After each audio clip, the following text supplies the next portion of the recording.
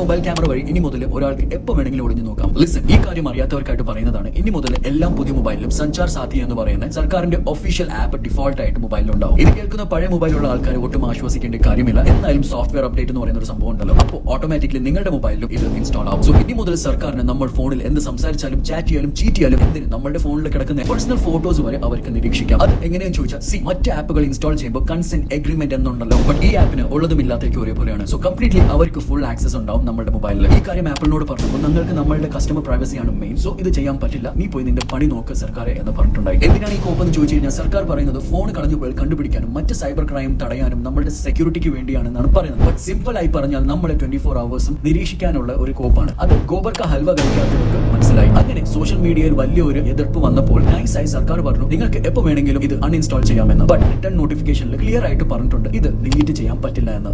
ഞങ്ങളുടെ പ്രൈവസി അത് ഞങ്ങൾക്ക് മാത്രമുള്ളതാണ്. ഇങ്ങനത്തെ പൊട്ട നിയമങ്ങളും റൂൾസും കൊണ്ടുവരുമ്പോഴത്തേക്ക് പ്രതികരിക്കാതിരിക്കുമ്പോൾ നാളെ നിങ്ങളുടെ അണ്ടർവെയറിൽ വരെ താമര ഒട്ടിക്കണം എന്ന് കമ്പൽസറി ആക്കും.